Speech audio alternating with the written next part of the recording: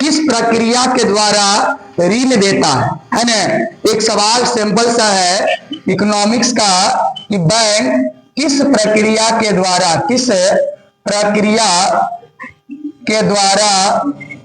किसी व्यक्ति को ऋण देता है। ऋण का मतलब था लोन, किस प्रकार से ऋण देता है। तुम बैंक से कर्ज कैसे ले सकते हो और बैंक उस प्रक्रिया को कैसे। देखिए किसी भी कर्ज को लेने के लिए अगर बैंक आपको ऋण दे रहा है तो सबसे पहले उसका होना चाहिए आपका साख देखेगा। साख का मतलब होता है विश्वास। उसे विश्वास जब तक नहीं होगा तब तक तुम्हें ऋण नहीं देगा। अब तुम राह चलते व्यक्ति से पैसा मांगोगे तो क्या तुमको पैसा मिलता है? नहीं मिलता। अब बाजार में जा रहे हो, दो भैया 5,000 रुपया, तुमको जानने पसंद देगा? नहीं देगा। लेकिन गांव वाले तुमको जानते हैं, रिश्तेदार वाले तुमको जानते हैं, तो तुम क्या कहते हो कि लाहौर नहीं देगा, घर आता बाबूजी, फलना बाबूजी के बेटा ही है, फलना के बेटा ही है, तो आदमी आपको देता है पैसा। लेकिन बैंक तो नहीं जानता है, तो बैंक को क्या करते हो जानने के लिए अपना आधार कार्ड देते हो, पैन कार्ड देते हो, तुम्हारा सिविल देखता है। फिर उसके बाद सिविल देखने के बाद अगर आप ऋण बड़ी मात्रा में ले रहे हो तो उसके लिए आपकी जमीन का रसीद या केवाला वो अपने पास रख लेता है, तब जाकर आपको ऋण प्रोवाइड करवाता है। ऐसे बैंक आपको ऋण नहीं दे सकता है। तो लिखिएगा क्वेश्चन नंबर 3, क्वेश्चन नंबर 3 लिख लिए, उत्तर लिखिएगा। लिखिए बैंक किसी व्यक्ति को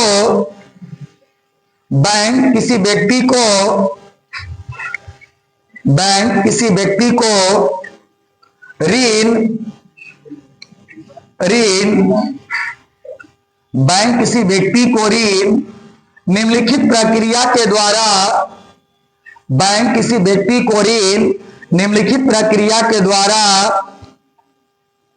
निम्नलिखित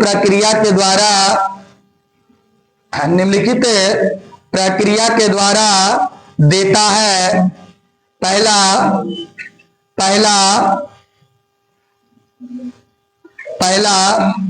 ऋण के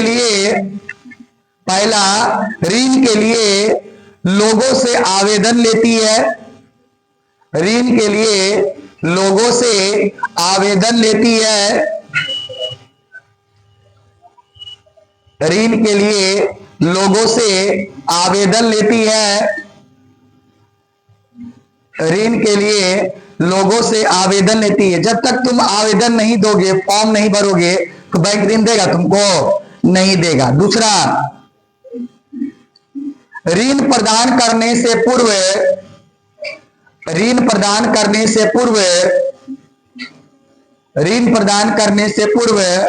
कुछ जमानत रखती है।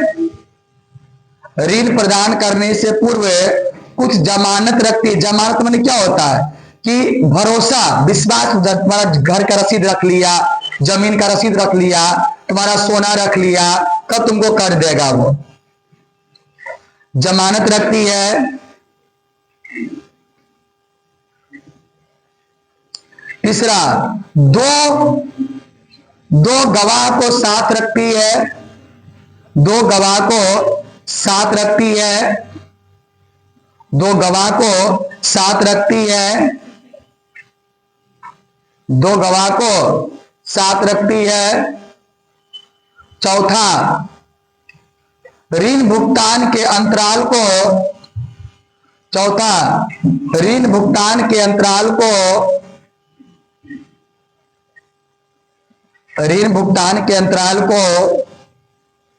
निश्चित करती है। ऋण भुगतान के अंतराल को निश्चित करती है।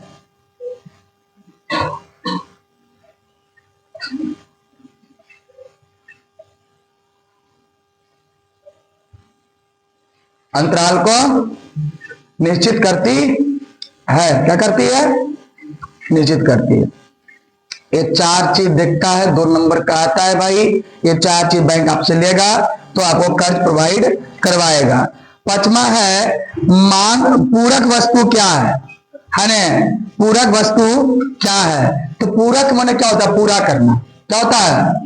हाँ, तो वैसी वस्तु जो हमारी आवश्यकता को पूरा करके हमें संतुष्ट करती है, वैसी वस्तु को कौन वस्तु कहेंगे हम लोग? पूरक वस्तु। तो चौथा क्वेश्चन का आंसर लिखिएगा, पूरक वस्तु क्या है?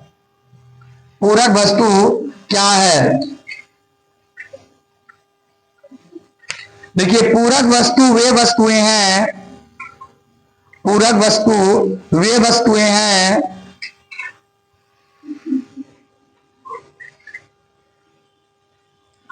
पूरक वस्तु वे वस्तु है, पूरक वस्तु वे वस्तु है, वे वस्तु है जो किसी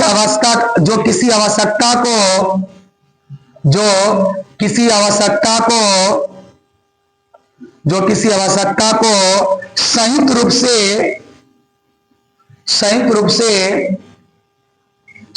से संतुष्ट करती है, संयुक्त रूप से संतुष्ट करती है, संयुक्त रूप से संतुष्ट करती है। वैसी वस्तु को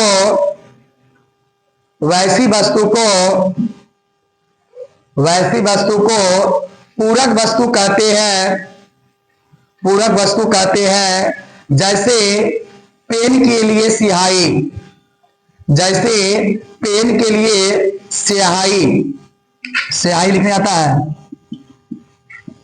स्याही है ना। पूरक वस्तु क्या है? जो दूसरे की आवश्यकता को पूरा करता है। तो पेन की आवश्यकता पूरा कौन करेगा? स्याही। अब स्याही बिना पेन होगा? आप पेन ले लो, स्याही में चलेगा? पेन चलेगा? नहीं चलेगा। तो पेन के लिए पूरा कौन है? स्याही है। कौन है? ये दो गो टास्क आपका, कल पढ़ के आइएगा इसको।